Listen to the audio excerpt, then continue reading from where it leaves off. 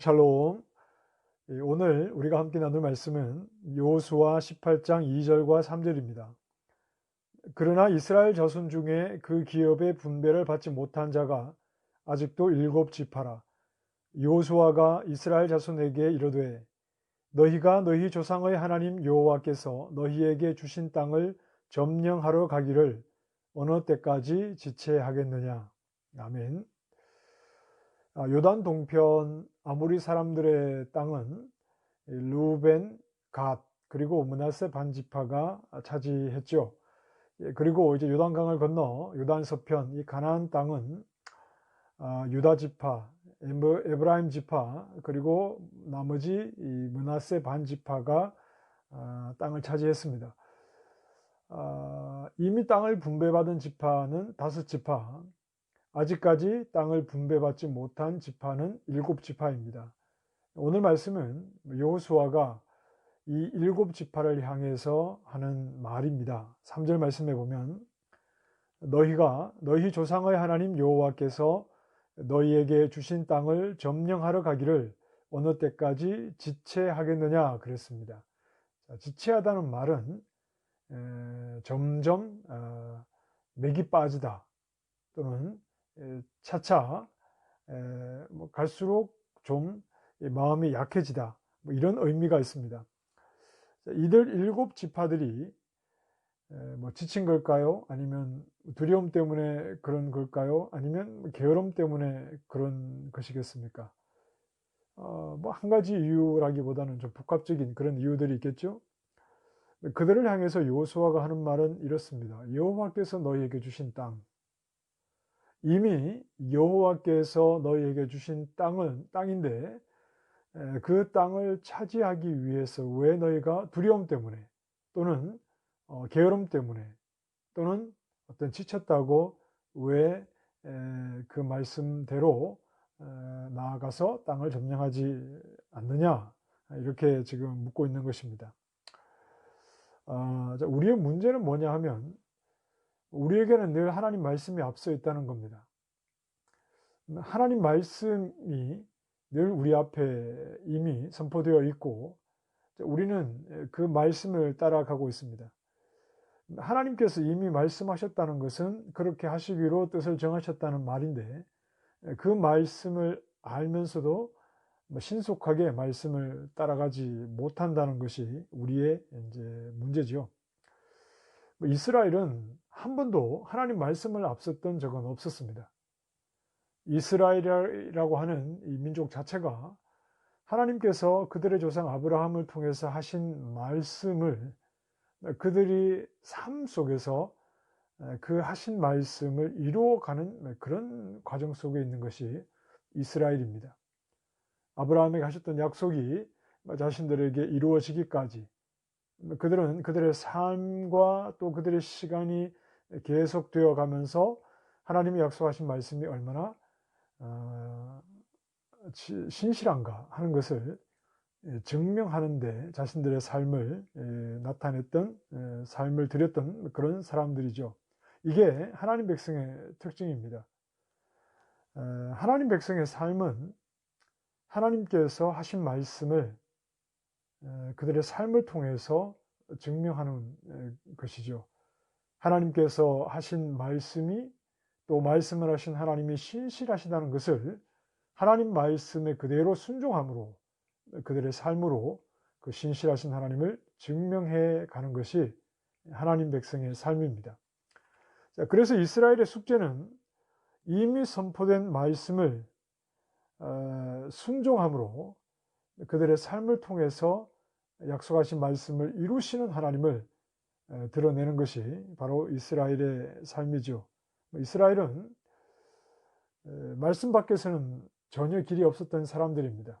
말씀에 순종할 때 신실하신 하나님을 경험하였고 어떤 이유에서든지 말씀에 순종하기를 미룰 때 그들은 영적으로 매우 힘들고 또 육신적으로도 곤란한 삶을, 방황하는 삶을 살았죠. 그렇다고 해서 하나님께서 하신 말씀을 처리하시는 분도 아닙니다. 언젠가는 해야 하는 그 일을 신속하게 할수록 하나님의 신실하심을 경험하게 되는 것이죠. 자, 그래서 여호수아가 이들 7지파를 재촉합니다. 각 지파에서 3명씩 뽑아 차지할 땅을 다니면서 자세히 그림을 그려오라고 합니다.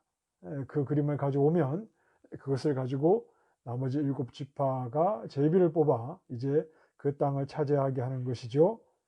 자신들에게 주어진 땅을 나아가서 차지해야 하고, 또 그 과정 속에서 아직도 남아있는 가나안 원주민들이 있다면 그들을 능히 멸해야 하는 것이 그들이 해야 하는 일입니다.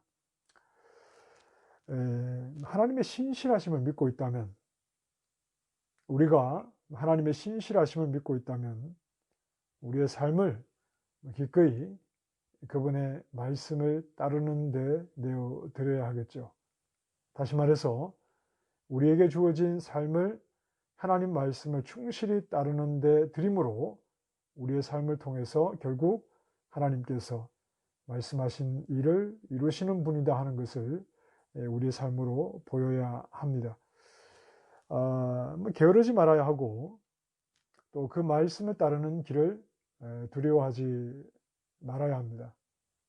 하나님은 신실하신 분이기 때문에 그렇죠. 그리고 이 자리에 주저앉아 그냥 말씀을 따르기를 멈추고 말씀 밖에서 살아가려고 해서는 안 됩니다. 자, 우리에게는 하나님께서 궁극적으로 하신 말씀이 있습니다. 우리에게 약속하신 것은 바로 우리가 영생을 얻게 되는, 하나님께서 영생을 약속하셨다. 그 영원한 생명으로 나아가고 있습니다.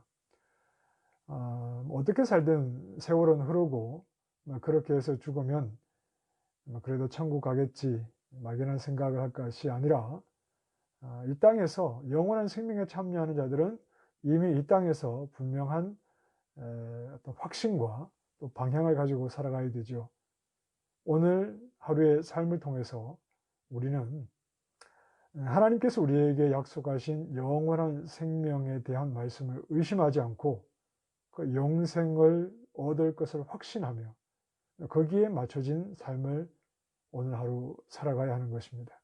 그래서 세상에 물들고 영생에 대한, 영원한 생명에 대한 소망이 없는 자들과 동일한 모습으로 살아가고 있다면 우리는 신실하신 하나님의 말씀을 우리의 삶으로 드러내는 그런 성실한 하나님의 백성일 수는 없겠죠. 때로는 우리가 영생을 향하는 길목에서 지체할 수도 있습니다. 영적으로 지쳤다고 할 수도 있겠고, 또는 점점 맥이 빠지고 자꾸 눈에 보이는 세상 것 때문에 그 소망을 가지고 있긴 있지만 부지런히 달려가지 못하는 지체하는 삶을 그렇게 살아가게 된다면 말씀 밖에서 우리가 아무리 부지런하게 살아도 우리의 영적 공허함은 채워지지 않을 것이고, 하나님이 우리에게 하신 그 약속의 말씀을 신뢰함으로 영생을 향해 세상의 가치관을 버리고 과감하게 믿음의 삶을 살아가게 된다면 힘들어도 우리는 하나님께서 주시는 은혜와 또 하나님의 신실하심을 결국 경험하게 되는 자리로 나아가게 될 것입니다. 오늘 하루도 우리는 하나님 백성으로 살아가면서 하나님의 말씀 안에 있습니다. 하나님의 약속 안에서 살아갑니다. 영원한 생명에 대한 소망이 우리 안에 있기를 바라고요. 그리고 세상 사람들과 구별된 거룩한 하나님의 백성다운 모습이 또 우리에게 있어서 말씀 안에서 신실하신 하나님을 확신하고 그 하나님을 드러내는 삶을 살아가는 하루가 되기를 바랍니다. 말씀 끝에 신실하신 하나님을 경험하게 된다는 사실을 다시 한번 기억할 수 있기를 바랍니다. 기도하겠습니다. 이미 우리에게 하신 말씀이 있습니다. 그 말씀을 따라 가게 될 때 신실하신 하나님을 확인하게 됩니다. 그 일에 지체했던 이스라엘처럼 우리 또한 영원한 생명의 말씀, 그 약속을 가지고 있으면서도 때로는 지치고 때로는 영의 삶을 살고 세상을 내려놓는 것이 두렵기도 하고 때로는 점점 세상에 스며들어서 영생에 대한 소망이 약해져 있지 않은지 우리 자신을 돌이켜보게 하시기를 원합니다. 주어진 믿음의 길, 신실하신 하나님을 의심하지 않는 이 말씀 안에서의 걸음을 오늘 하루도 부지런히 살아갈 수 있도록 우리에게 믿음을 더하여 주시고, 이 땅이 영원하지 않다는 사실을 다시 한번 생각하며 영원한 생명을 소망으로 품고 하나님 백성으로 살아가는 하루가 되게 해 주시옵소서. 예수님 이름으로 기도합니다. 아멘.